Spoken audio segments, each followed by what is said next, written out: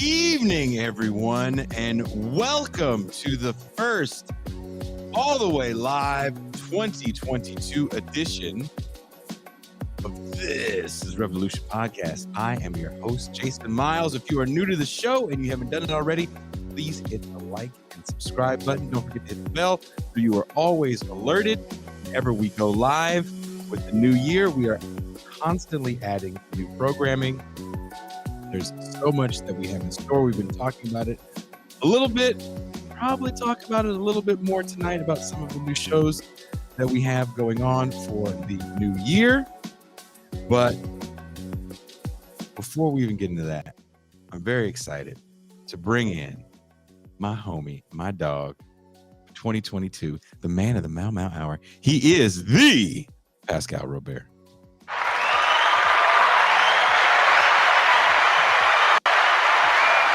Peace and greetings to the chat. Peace and greetings to the audience. Peace and greetings, Jason Miles. Happy New Year to everyone. That's how it's Happy New Year in Haiti. Today, probably, yes. Yes, as you guys can see, Pascal and I have upgraded our sets.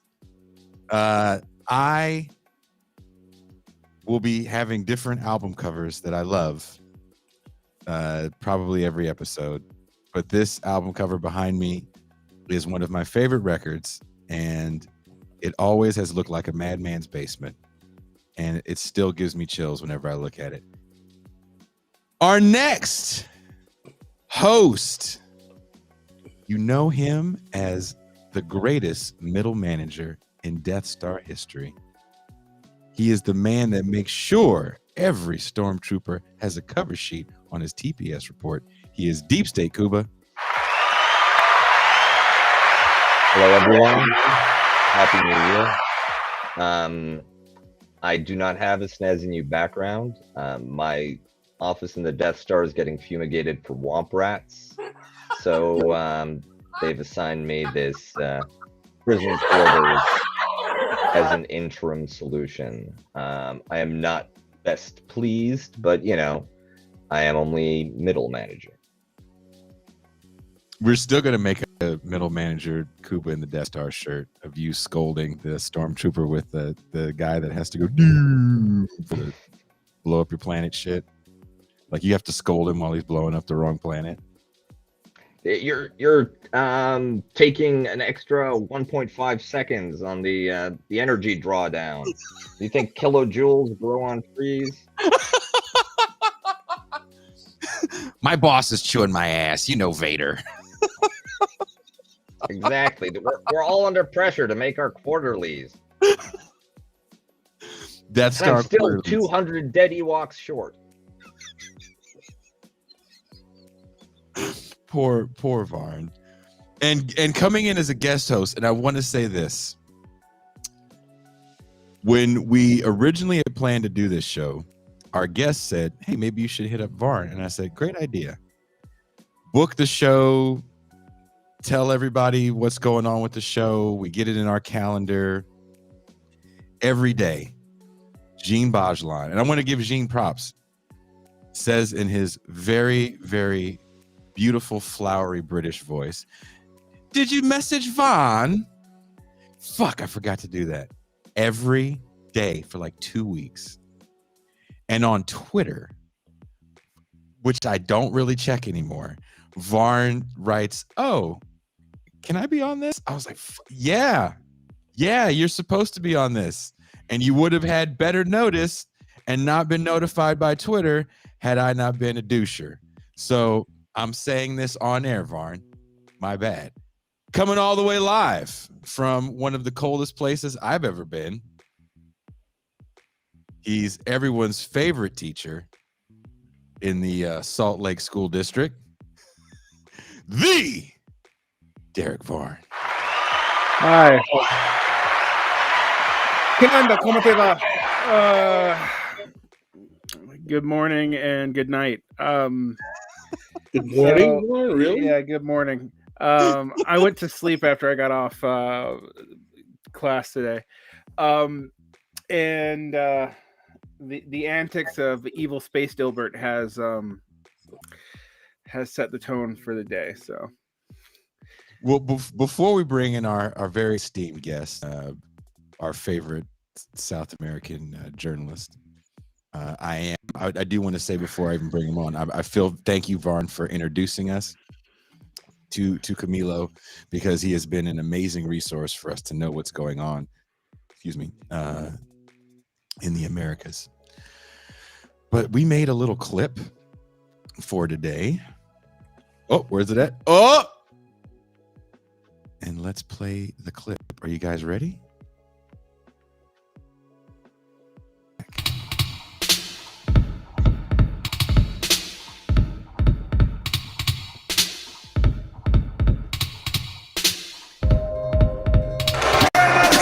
Pedro Castillo, the 51-year-old primary school teacher, is now president-elect. He won on the promise of Peruvians. How can ministers and politicians earn such salaries when our children have no internet, our schools are falling apart, families are begging for oxygen, homes have no water or electricity? We will rescue this country to give our families a home with dignity. Only 5 months ago, the ascendancy of Pedro Castillo from primary school teacher to president of Peru was seen as a victory for the poor and working class and a sign of a new rising pink tide in Latin America.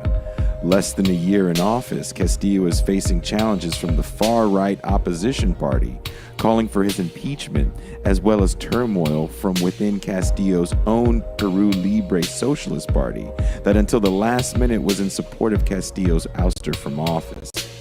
Peru, a country that has seen 4 presidents in the last 3 years, has a long sordid history of corrupt leaders in congressional governments. In less than 6 months, Castillo's approval rating has dropped to its lowest point yet, a mere 25%. However, while many are unhappy with the young administration of Castillo, there is still a large contingent that want to see Castillo make good on his campaign promises and avoid giving power to what the majority of Peruvian citizens feel is a far more corrupt Congress. Will the reign of Pedro Castillo end like his predecessors in scandal and impeachment? Is the far-right and oligarchic class too powerful for Castillo and the Peru Libre Socialist Party to overcome? Is there validity in Castillo's claims that his poor, lower-class campesino background is the impetus for this attempted ouster? We'll ask these questions and more. This is Revolution.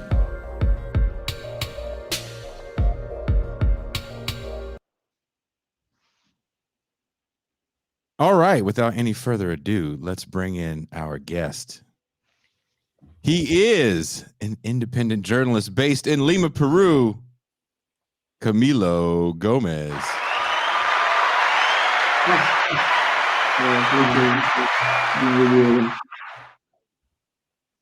Camilo, how are you? I'm fine. I was still in the pre-show. I have been recently boosted, like getting my booster vaccine, and I feel fine now. For now, it seems like the Omicron variant is growing, but in lethality, it doesn't seem that case. Many argue that Peru has kind of developed a neighborhood immunity, which means that not only the vaccines, but the percentage of population infected is very high. So hopefully that like it's just going to generate infections, but not deaths as in previous waves. Well, before we get into, I do have some vaccine and how Peru's handling COVID questions for you, but I just want to start it off by asking kind of the big question. The socialist president of Peru just stopped a coup attempt that was instigated by the far-right party led by presidential challenger Keiko Fujimori. One thing that I was surprised to read was that there was opposition from within his own party, Peru Libre. Yes. Can you tell us a little bit about that? I think it is like a really interesting story. I think that like what it's not necessarily that much known for the outside press is that Pedro Castillo in reality had his own attempt to create his own party, but since he was unable to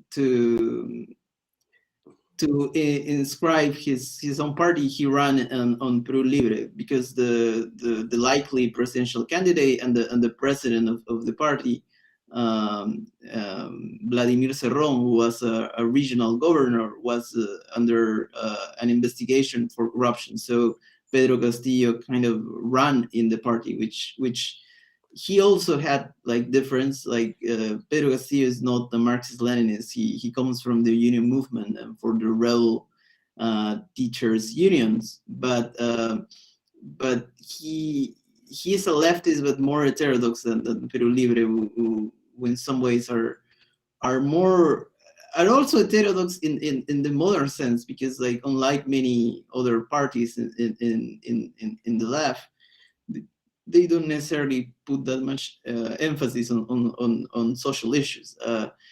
I will say, however, that the issue that in some ways connects like Peru Libre and Pedro Castillo and kind of challenge the narrative of unwokeness is that their vision of racial issues obviously do fits more on the left spectrum compared to the Latin American far right that has a much more racist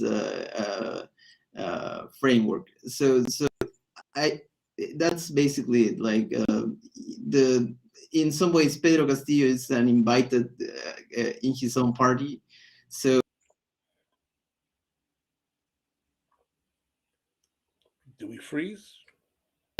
he has some back him in the party because like he put them there, but there are other congressmen and congresswomen who are against him because like they are kind of more loyal to the of the party than to Pedro Castillo. Camilo, I'd like to ask you a question. Can you explain to us and our audience why the general public in Peru, even those who support Castillo, have a certain apprehension about him becoming too radical left as a political figure? Why is there, even amongst his supporters, this kind of latent paranoia about him, adopting either Marxist-Leninism or becoming too hard left? Can you elaborate on the history as to why that's the case? Yeah, I think obviously it has some relationship with the fact that like kind of the Shining Path has been a kind of phantom for the left for a long time, like the Shining Path and the revolutionary movement to Amaru, with acts of terrorism, like kind of were a sad representation of kind of left-wing dogmatism in the 80s and 90s. But I do feel also it has to do with the sense that that there was, to some degree, like the left has in some ways, and I think this is not necessarily there is a narrative that puts the left has embraced the neoliberal narrative, but even market socialism in some ways have like in some ways even predates the writings about market socialism that predate, for example, Yugoslavia, from the 30s. It's very curious, but this idea of try to search a way between markets and the left, I think it's quite curious. And it exists. It has been existed for a while. It's often like when people think about kind of radical movements, people think about like the Shining Path or the revolutionary movement to Amaru. In reality, there were movements prior to that, like but also in a different dynamic, which not necessarily were opposed to campesinos or to social movements, but that like the the guerrillas of the 60s would come in some way of more Guevarist kind of way, but their objective was to take back the land from the landowners and devolve the land to the campesinos, to the kind of who often were indigenous.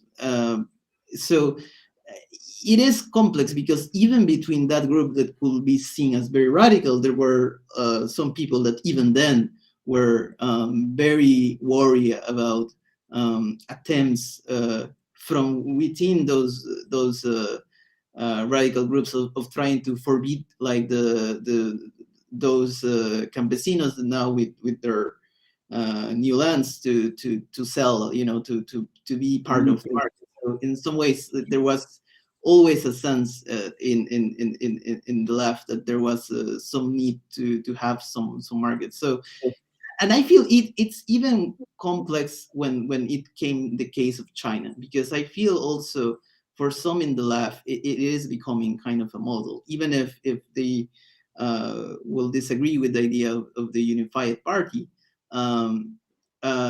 Some do see them in some ways as a model. And I feel that in that sense, it will sound strange, but the reason why the central banker, the neoliberal central banker that was before has a stay was because Peru Libre kind of supported that measure. So even if this party will sound very radical, they end up supporting that measure. And I did also want to ask you too, in one of the videos that I was watching to cut that clip, I watched as much as I could in English. I was this close because I know you're ahead of me in time, and it was 5 a.m. my time, which is like 8 yours, Camilo. I was this close to fucking sending you a message, be like, hey, can you translate this for me? Because I found some good footage of some protests, and there wasn't a translation. But what I could gather from my very, very remedial Spanish was they were saying something about we don't want another Maduro and we don't want to be Venezuela. Is that really part of the rhetoric of the opposition party? Like, this is our future is going to be the future of Venezuela. Let this guy stay in power. I think this has been the narrative always, like even in the time of Ollantumala, who there is a very mainstream Peruvian political scientist called Eduardo Darjant, who has like a theory that I think it fits well with the reality. He argues that Ollantumala that won the election in 2011 won as a center leftist, but governed as a center rightist. So in some ways, like calling a center rightist like a Chavista was kind of like very strange. But like they try to tie anything with Venezuela.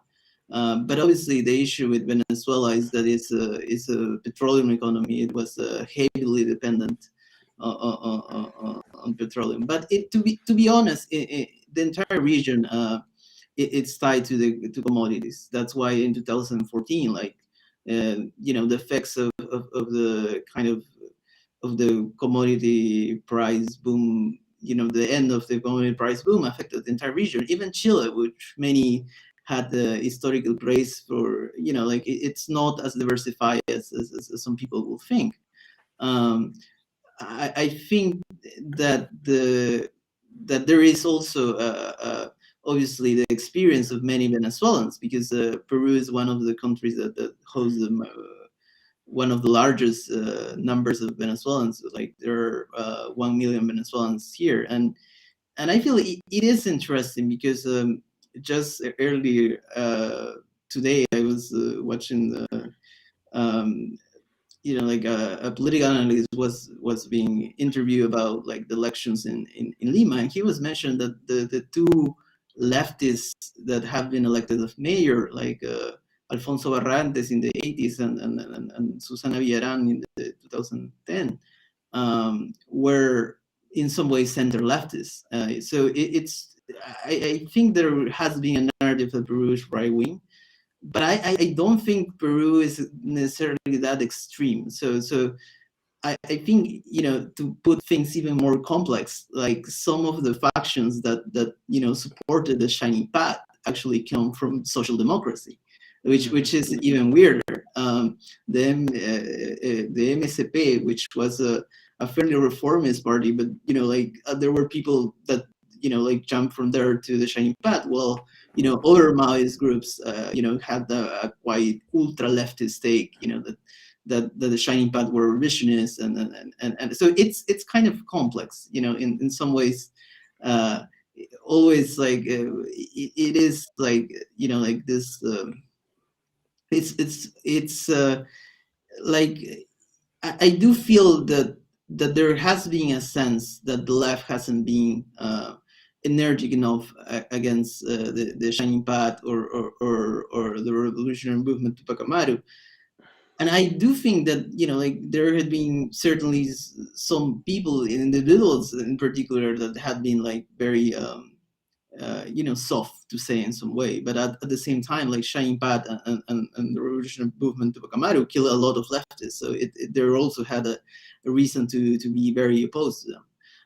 Also, like the other of the communist parties that came from the Maoist line, Red Fireland, was very present in the teachers' union movement, and they had kind of the policy of not allowing like a Shining Path to take a hold, and I think that's curious because in some ways, like also Red Fireland became like central to the teachers' union movement, and basically now they have the control of the largest teacher union organization.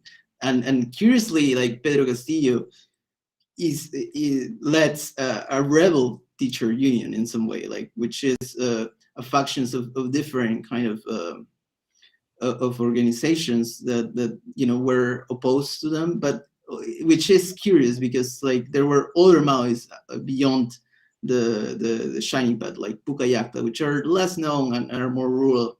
They also oppose Shining Path, but they these groups, like, well, it's true that in some ways, like the opposition to Red Fireland, sometimes is from the left, to say in some way. In some ways, other opposition from Red Fireland was from more conservative forces than them. So so Pedro Castillo, like his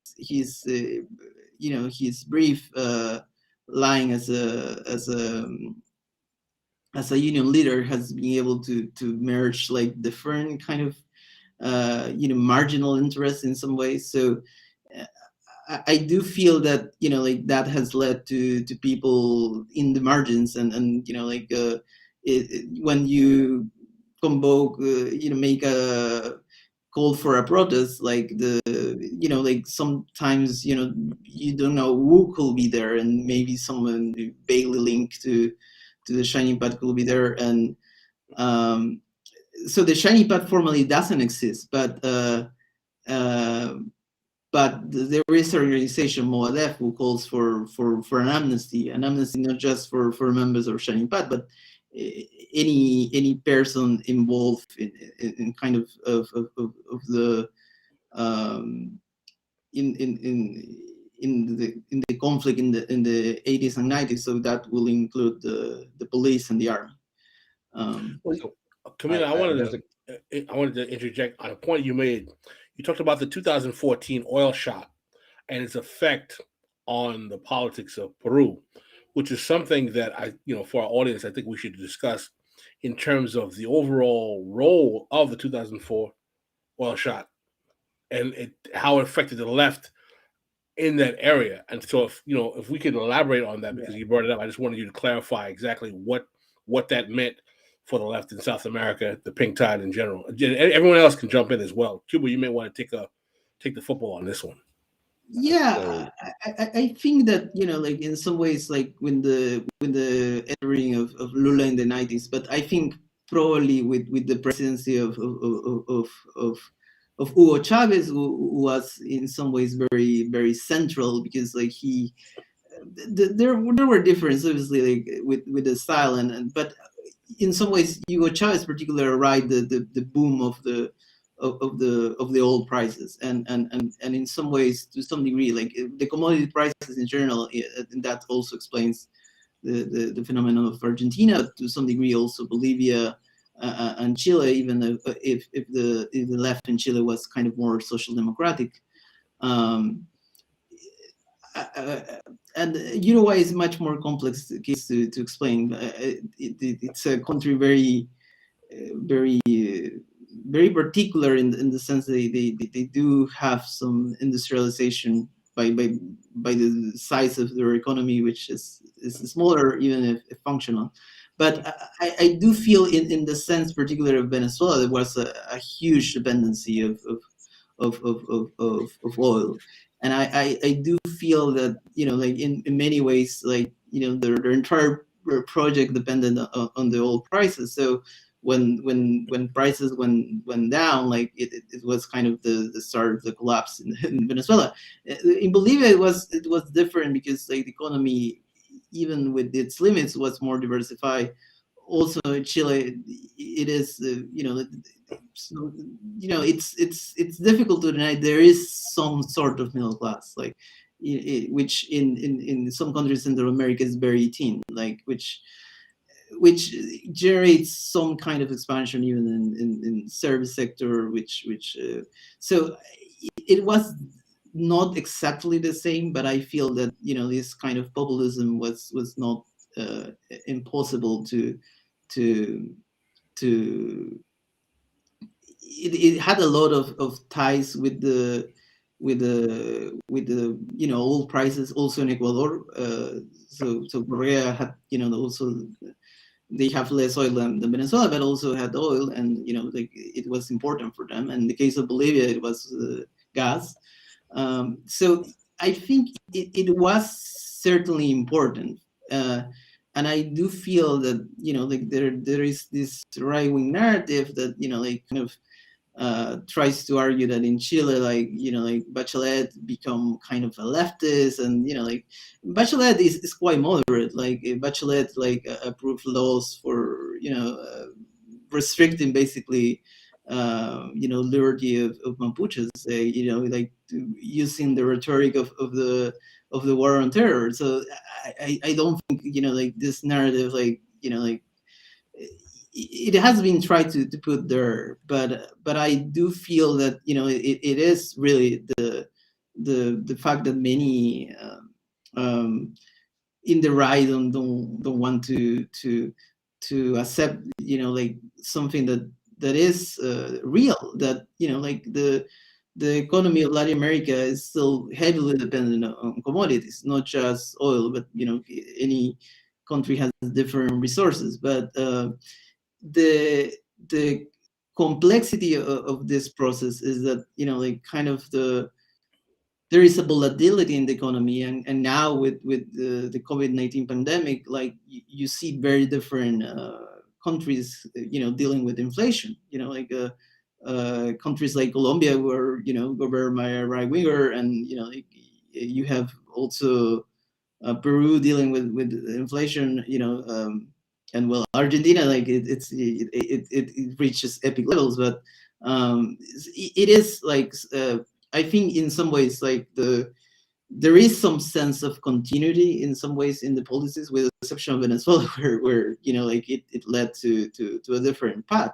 But I do feel that the pink wave in some way did have an effect, that in it's true that sometimes, like when people say, oh, like they are kind of unwoke leftists, and to some degree, like obviously there is some true in the neither Hugo Chavez or Evo Morales or Rafael Correa were kind of centered on issues like gender or sexuality, but on issues like race, I think that there was a kind of different narrative, and I do feel there is a sense of representation that in some ways also even if in Ecuador the situation is much more complex, but I feel that in some ways that plays in Peru too, because I feel that Pedro Castillo in some ways is a more representative of the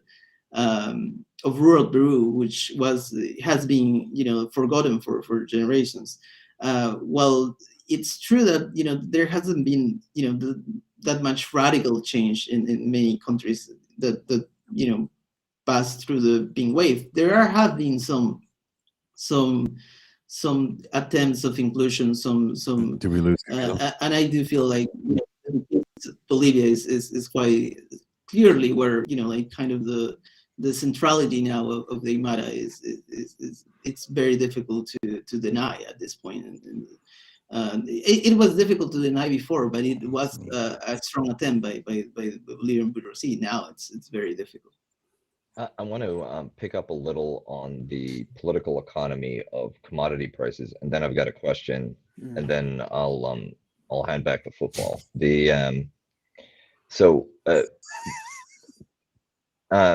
Camilo is absolutely right. Most Latin American countries are heavily dependent on commodity exports, and this has very serious implications for the level of autonomy that governments enjoy, whether right wing or left wing, because when commodity prices are high, there is a stream of income that can be distributed, either in the form of public services, social services, grants, or I think in Brazil they had the Bolsa Família, which are cash payments to poor families. And then when commodity prices drop, it doesn't matter what government you have fewer resources to distribute. You can't, if you're a right winger, you can't do tax cuts. If you're a left winger, you have to pull down on social spending in order to deal with the fact that there's just less hard currency income coming in. And this can affect advanced economies too.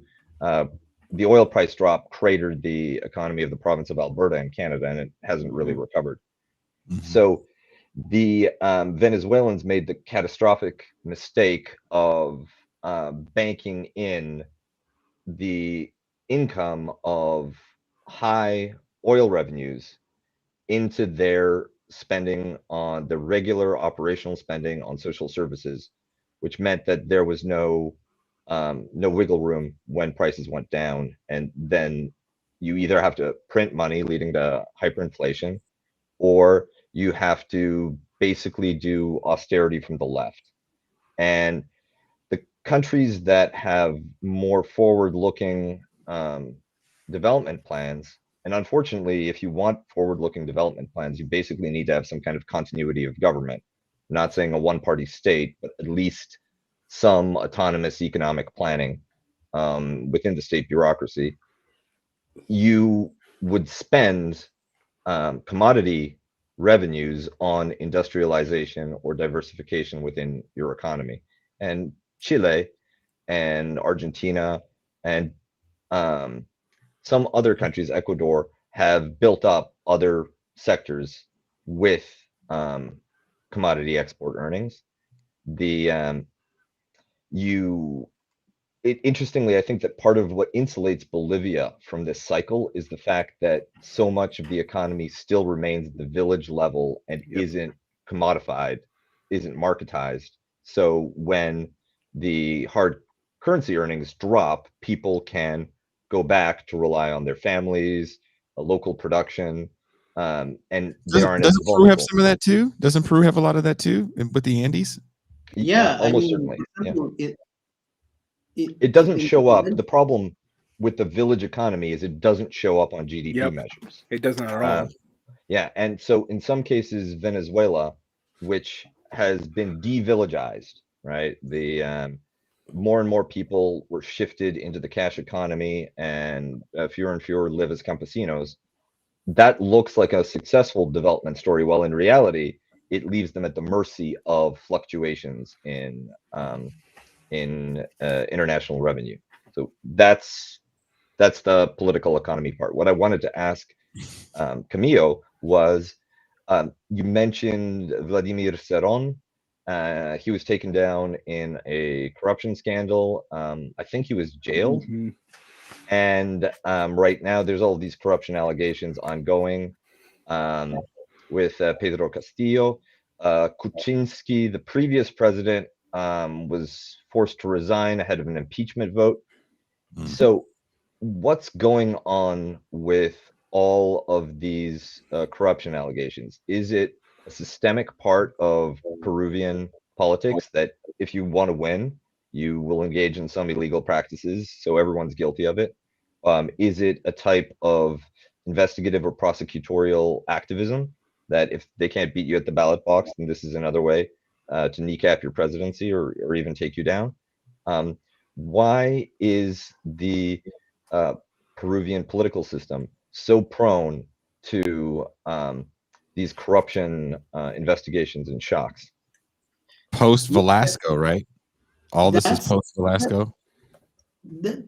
That's curious because I have a cousin who lives in Dominican Republic, and like once when he was like come back from the holidays, like he was saying, like in Dominican Republic, like people see Peru as an example because they are putting former like presidents in jail and things like that. And it was curious because like that was before like kind of the pandemic and everything. But I do feel that there is a lot of confluence of different things. So I do feel like Peru's economy is very informal, which makes that it is curious because in some sense, like because of Peru has a large indigenous population, that makes more likely people to finish high school because they want to learn the Spanish, because it is something valuable, particularly if someone wants to go to a city where,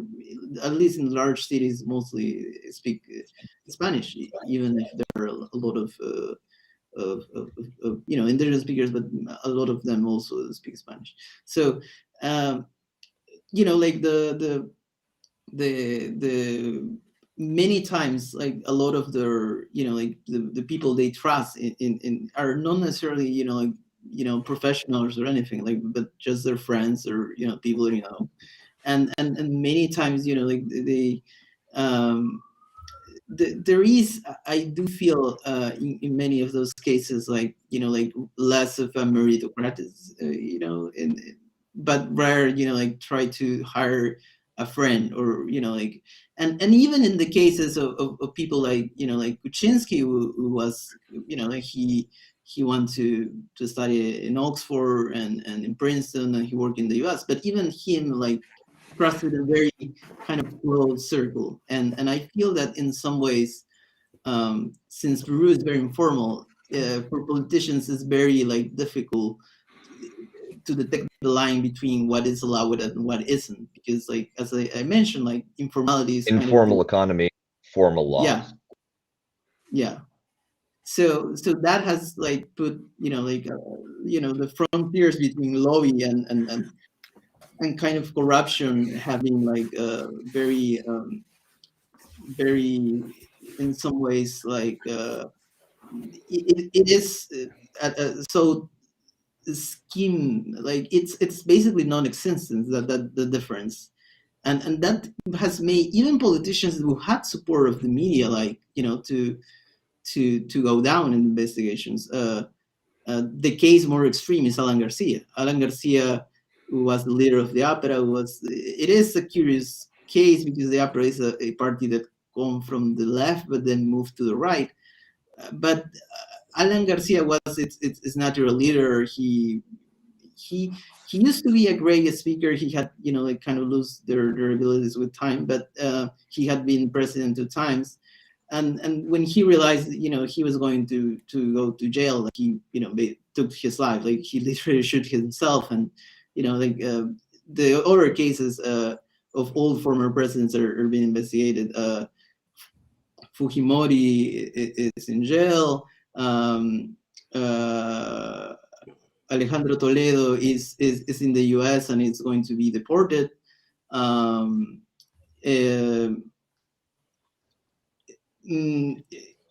Ollanta Mala is also considered that he is going to be, his case could be condemned.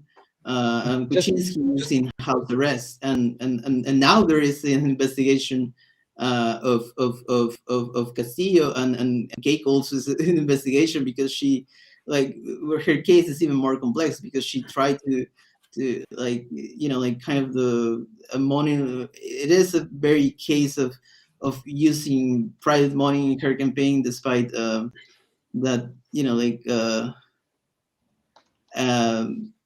that the in some ways, like yeah, I mean, it's from different sides. I do feel that, you know, like there is an attempt to take rivals, but also there are some cases that are so ominous, like that, you know, it's difficult to deny there is corruption there. So I just have a very quick question.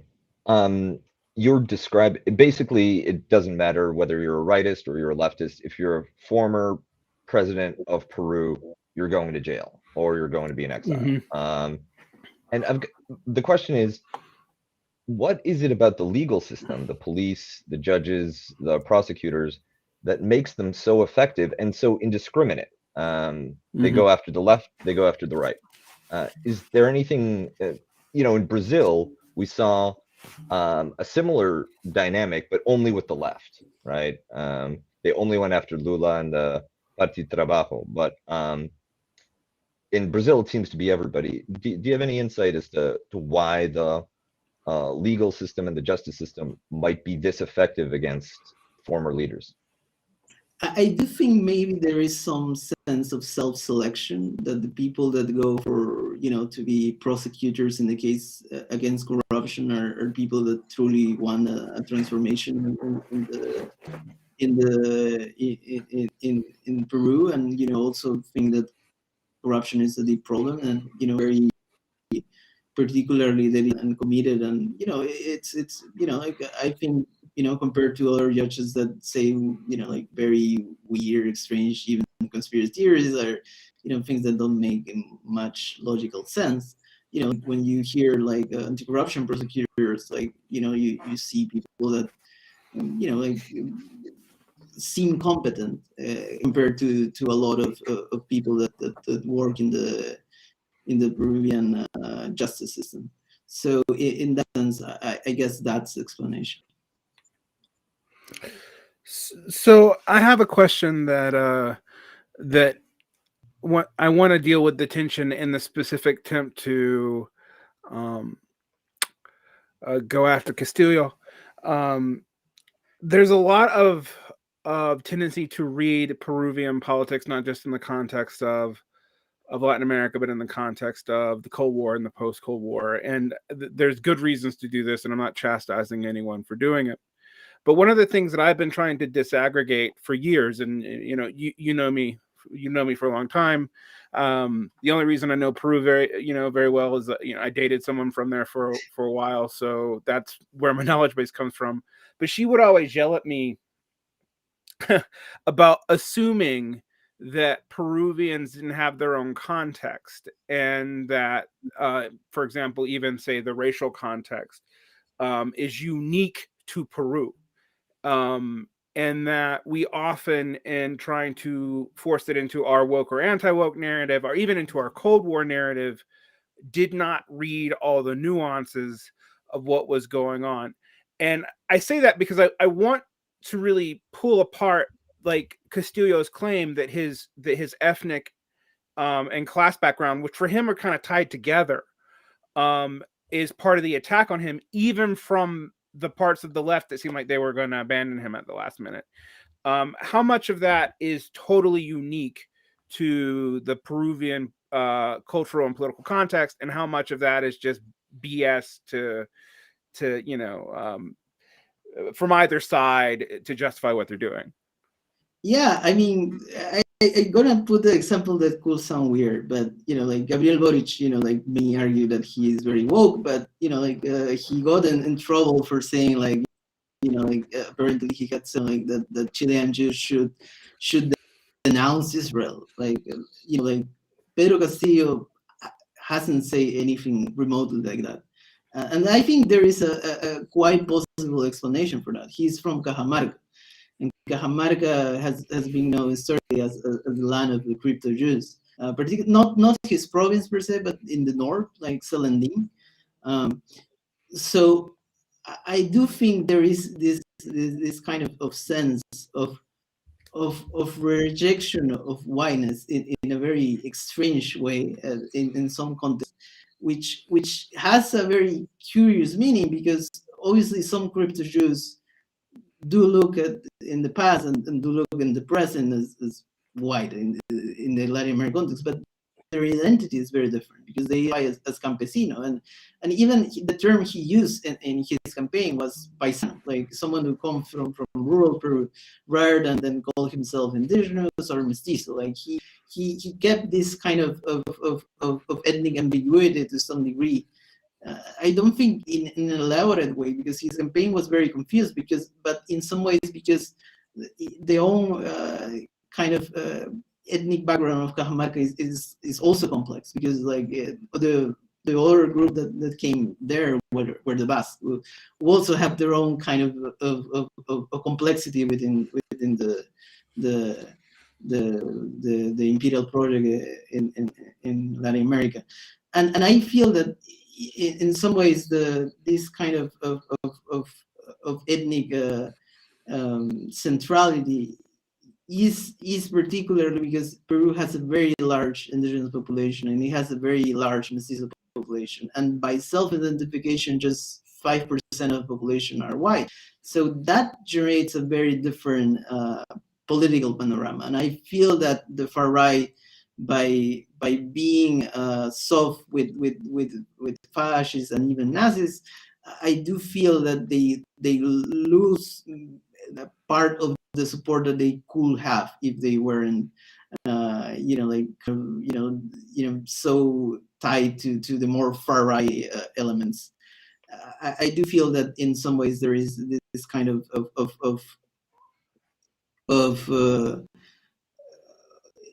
I do feel the right in many ways by being I think in that sense, like the president of the Congress was Marie Carmen Alba, who is a white, wealthy Peruvian. There is a scene where like Pedro Castillo wanted to give her hand when they it's inaugurated, and she didn't want to give her hand, and then it was published that she had kind of racist statements and it was revealed that when she traveled to Spain, she went to Congress saying to not recognize election, that this has been a fraud.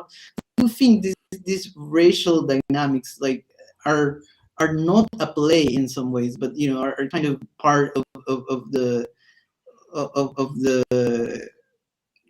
a more organic part of the political development. Yeah, so I wanted to ask a question, particularly about the racial dynamics.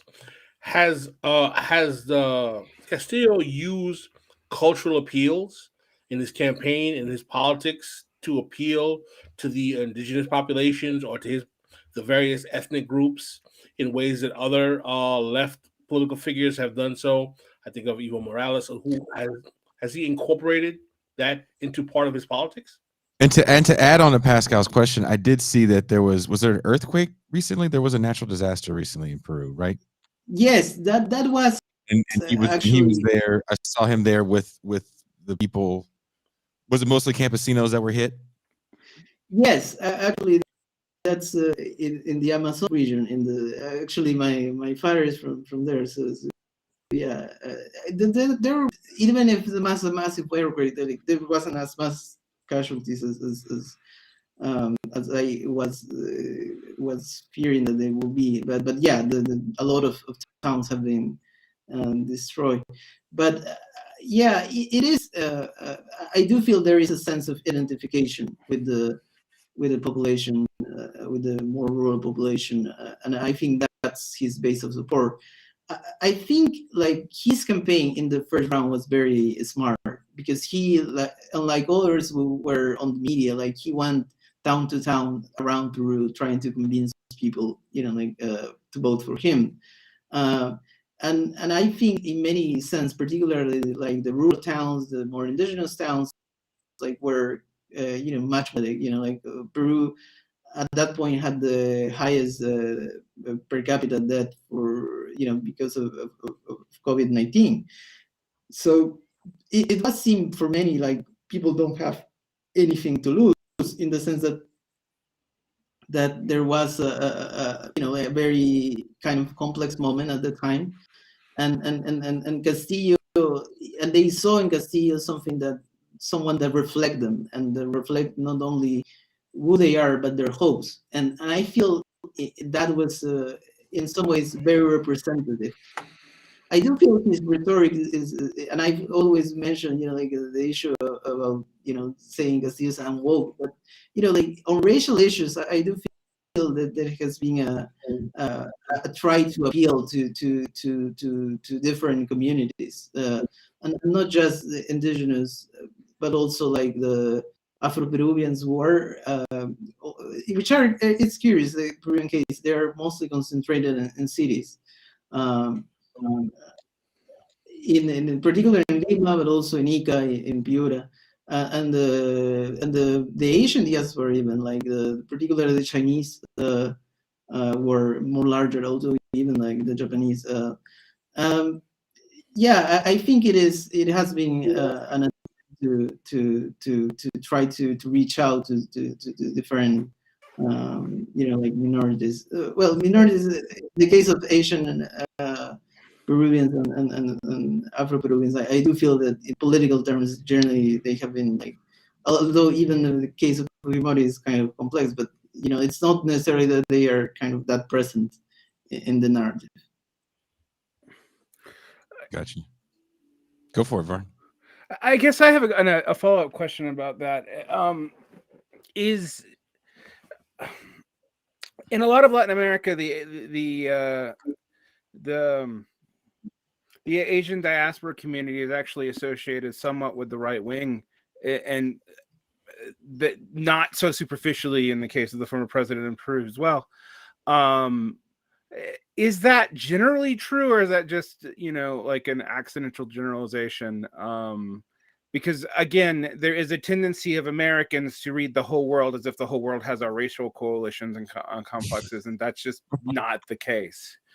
So, one of the members of the guerrilla of Che Guevara was Peruvian. I think there was a Peruvian Chinese whose surname was Chang. So I do feel it's like sometimes I feel that like also the narrative also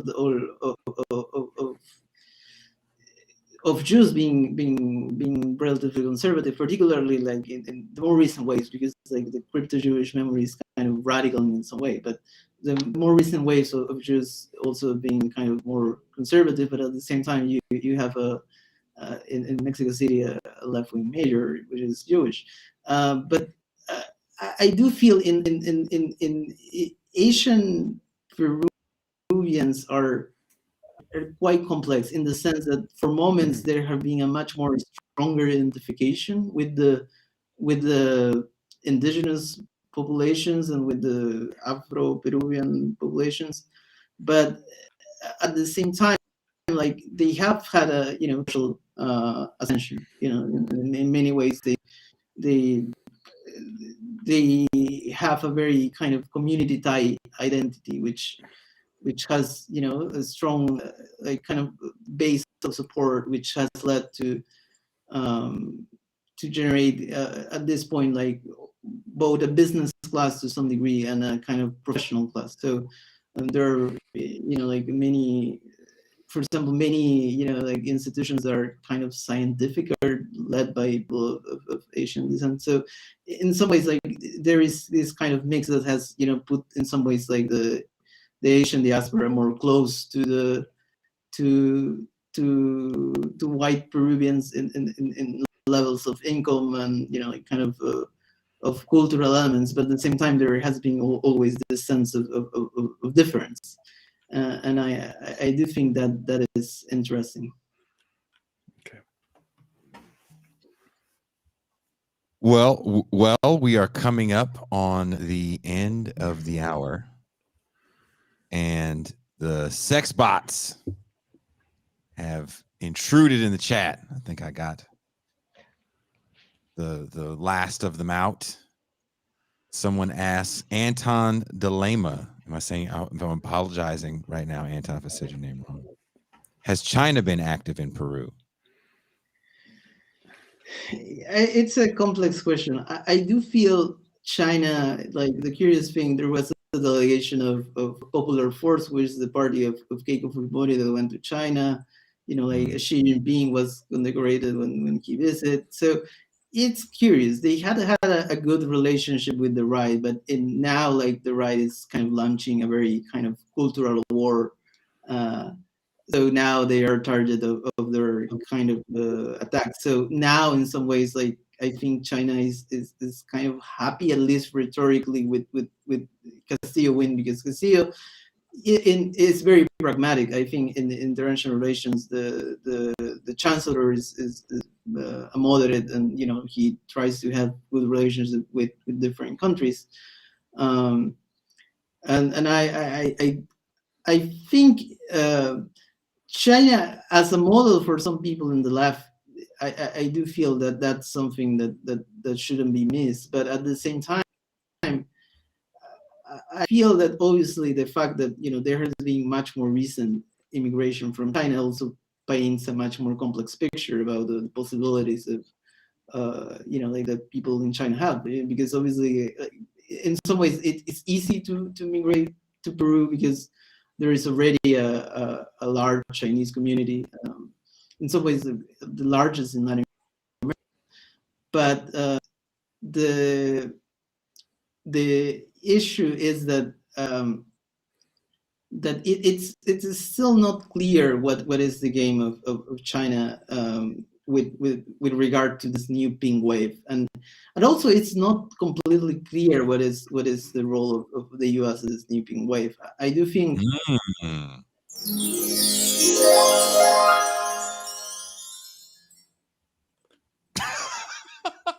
You weren't expecting that one. Is that the more you know? That's the more you know. I meant to hit that one, the U.S. roll. I meant to hit that, and I fucked up, and I hit. I mean, they're both kind of appropriate in a weird way, considering I associate the more you know with G.I. Joe. But we're going into the bonus champagne room. There's no sex and there's no champagne room. In the champagne room. If you are a patron, get ready. The link should already be up for the patrons only champagne. If you are not a patron, boom, there you go. There's a link for that ass. You can become a patron and join us in the champagne room, where we're probably going to get Derek Varn to say really mean things about leftists that were running a victory lap on the election of Pedro Castillo, as if this was a huge win that was going to reverberate around the world, because there seems to be some complications with the Castillo administration. And one thing I do want to do in the bonus champagne room,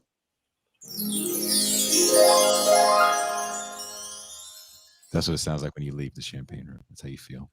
I want to get into these allegations because I save money. I don't have a lot of it. I keep it in a little bowl in my kitchen because I live alone and I feel comfortable leaving a little bit of money in a bowl in my kitchen. But I've never saved $20,000 and then hid it in my bathroom at my job. I mean, like, you haven't lived in that case. Or you're not at church in California. Yeah. I mean, the thrill of office money. It's a rush, man. Correct. What was When I it, Joel Osteen? They found like 50K in a bathroom. Oh yeah. So- No, in a wall. It was a wall, and it was way more than 50K. I knew a young lady some time ago that she was in the business, and she got arrested because they found quite a bit of money in books, like hundreds of thousands of dollars in books. So But- in books, not spent on books. Okay. She actually should have just bought one antiquarian book worth $100,000, because you also get appreciation. Not only that, but like if you're a hot chick going into the world of antiquarian book selling, as long as you don't get played by the first person you talk to, they'll just be eating out of your hand, right? Like it's also a business development opportunity. Understanding what you mean by the business correctly. She was in the business of selling. But not antiquarian books, which is what you should have been doing. No, she was selling ass. But we're gonna go into. We have a new outro as well. Shout out to Jean Bajlan for the new outro.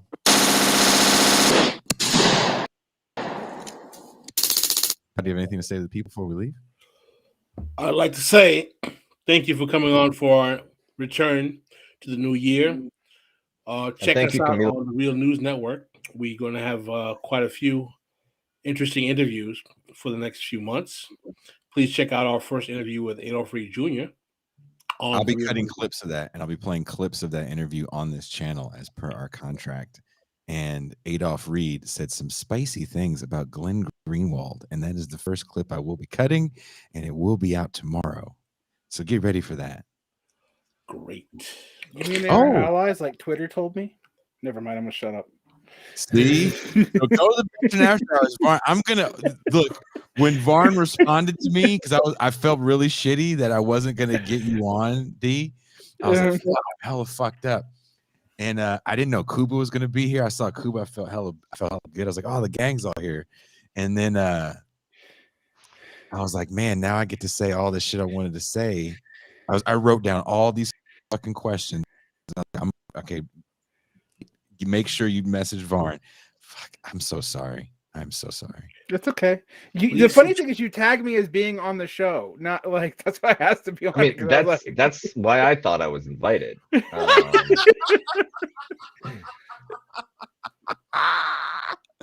I just be hoping. I'm like, man, I hope Kuba, because I was like, I don't think Kuba's free. If you ever see Kuba not in his Kuba wear, that's how you know he's like, man, I'm not fucking with y'all today.